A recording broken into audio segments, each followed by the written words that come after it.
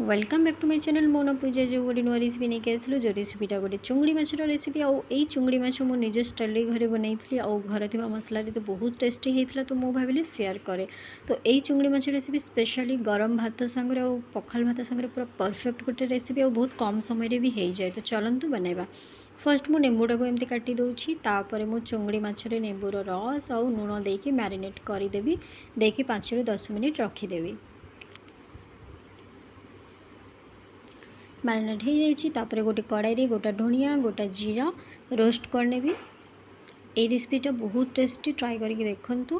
तापर सोरिष तेल कड़ाई देदेली जीरा तापर मु दौची पानमौरी कला जीरा और मेथी तापर सुखला मिर्च आउ मुदेली करी पत्ता यहाँ को लो फ्लेम करके टिके भाजिया को पड़ो जिते जाए टिके भलसिना बास्ना ना आसो। तापर प्याज देदेली प्याजटा को भलसिना मु भाजी जिते जाए ब्राउन न हो।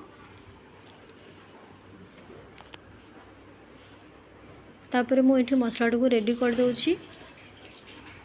ये मसलाटा को पूरा दरदरिया टाइप रेडी करने को पड़ो।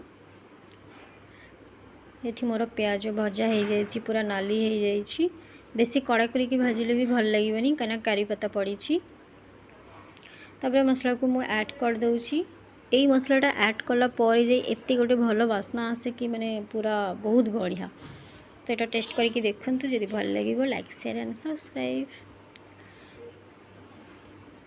तापर मु अदा रसुण दरदड़िया करके मु पेस्ट करके रखी से दे देछि। एबे मैं गुंड लंका आउ पानी टिके ऐड करके मसलाटा को मु कसाइबी भलसेना।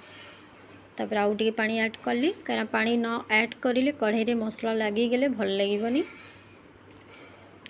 तेरे मसला मोर रेडी हो जाइए। तापर मु ऐड करी हलदी गुंड दे पुणी भलसेना भाजिकी तापर मु चुंगड़ी माछटा को एमती देदेली। चुंगड़ी माछ मु भाजिनी तापर मु लुण ऐड कली देखिए भल सिना ये कषा को पड़ो। फाइनाली ऑलमोस्ट मोर चुंगड़ी माछ रेडी हो जाइए। मु ढक्कना दे देइथिली पानी बाहरी जाइए। मुझे एक्सट्रा भी पानी ऐड करी जदि आपको टिके ग्रेवी लगे तो टिके पानी ऐड करेंगे। तो मु भाविली टिके पानी ऐड कर दे तो पानी ऐड कर देछि। पूरा ग्रेवी ग्रेवी थी पूरा गरम गरम भात संगे पूरा बहुत टेस्टी ट्राई करके देखु।